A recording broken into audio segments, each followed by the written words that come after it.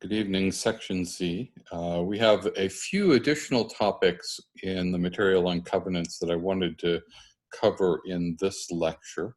So take a look at 547 in the textbook. In Note 4, it deals with the issue of the Statute of Frauds. They tell us that a real covenant is an interest in land under the Statute of Frauds, so it's got to be created in a written instrument that is signed by the covenantor. And then notice that if it is signed only by the grantor, but contains a promise by the grantee, they also enforce that against the grantee. The grantee is bound by the act of accepting the deed.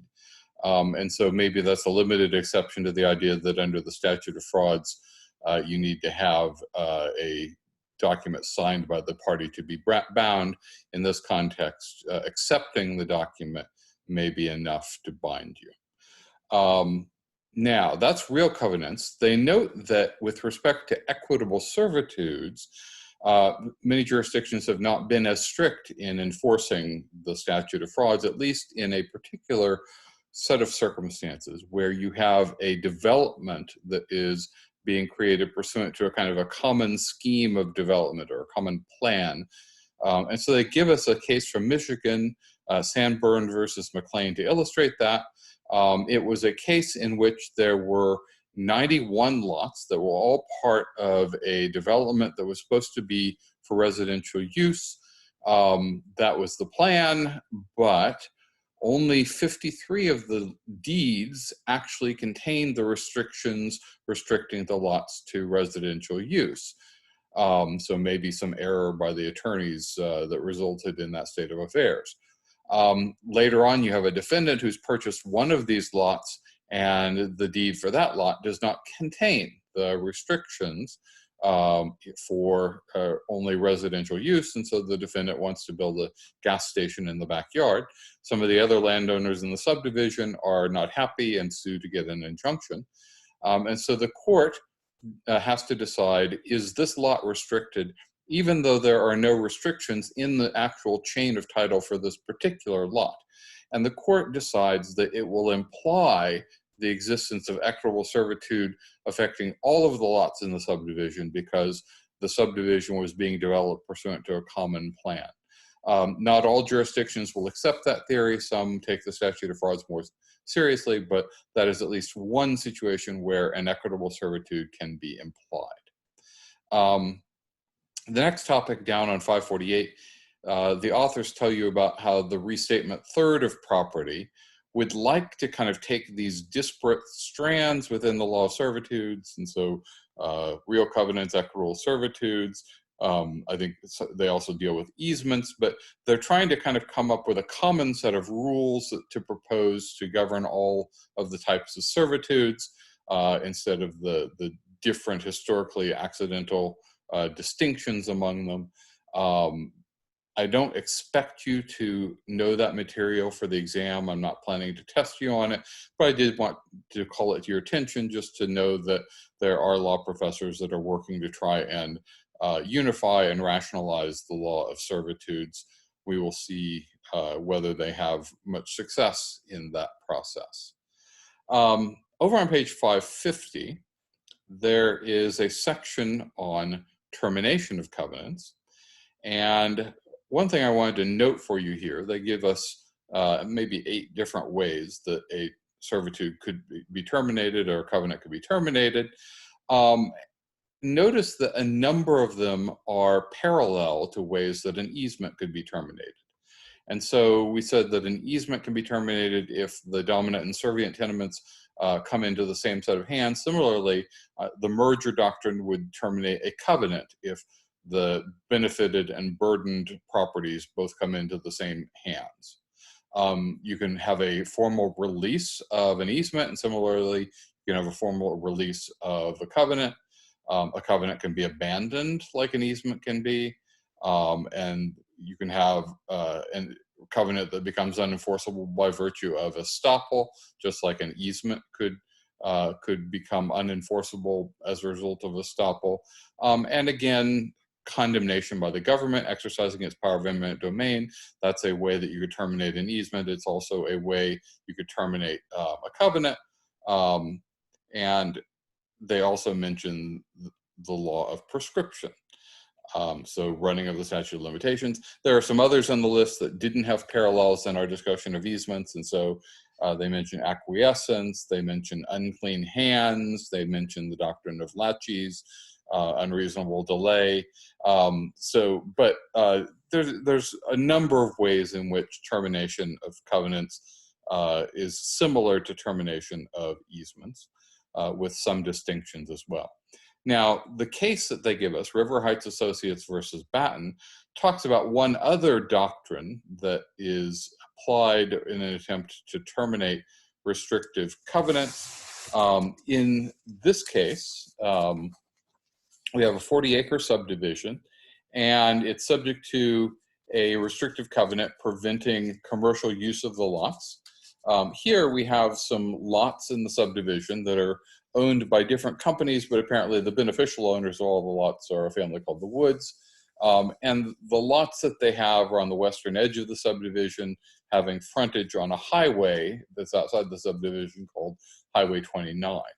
And so the Woods are claiming that the restrictive covenant should not be enforceable because there have been changed conditions in the area. Things have changed so much that they think enforcing the restrictive covenant is unreasonable. So one major change has to do with Highway 29 itself. When the subdivision was created, Highway 29 was a 2-lane highway. It's now grown to 8 to 10 lanes, and it's become heavily commercialized. So on page 552, the court says that before changes in conditions will justify terminating a covenant, they have to be so radical as practically to destroy the essential objects and purposes of the agreement. Here, the Virginia Supreme Court affirms the trial court's decision that these restrictions can still be enforced. While the area outside the subdivision has changed significantly, the interior of the subdivision has stayed pretty much the same, other than the houses getting older and the trees getting bigger. So the changes, if you take into account the interior of the subdivision, are not so radical as to defeat the purposes of the covenant, and therefore the covenant can be enforced. So that leaves the question of, well, what do the Woods do now? Can they just build houses on these lots that they own? But that's problematic for at least some of the lots. Lots 2C and 2D don't have access to an interior road within the subdivision, and there's a plat restriction that prevents them from access onto Highway 29 if the lots are being used for residential purposes. There's also a zoning ordinance that has been passed in that location that zones the 200 feet adjacent to lot 29 as commercial. And this wouldn't always be the case, but apparently in this case, the commercial zoning would prevent its use for residential purposes. And so what can they do now? Well, they could negotiate with their neighbors, see if they can convince their neighbors to release or modify the covenant so that they can use their lots for commercial purposes. They could try to get relief from the zoning classification, apply for a variance. We'll look at zoning laws in Chapter 11. Maybe they could try to convince the city to exercise eminent domain and buy their lots. But they may, they don't have a lot of great options, it seems like, at this point. Now, in note 2, after the case on 553 and 554, we get to issues of remedy. So they tell us that in most cases, when the court decides that a restriction has not terminated, then it enforces the covenant by injunctive relief. But they just raise the question, the thought question, is that the best remedy? Should that always be the case? And we've seen other areas of the law where courts have sometimes refused to grant an injunction, even though traditionally they would have. So nuisance law, we saw the Boomer case where the court didn't want to shut down a cement plant, so it gave permanent damages instead of an injunction. Or we've seen Brown versus Voss, for instance, where there was technically a misuse of an easement. An easement was being used to access a lot that was not a dominant tenement within the scope of the easement. Traditionally, courts would have prevented misuse of the easement through an injunction, but the court there decides to deny the injunction and is affirmed on appeal.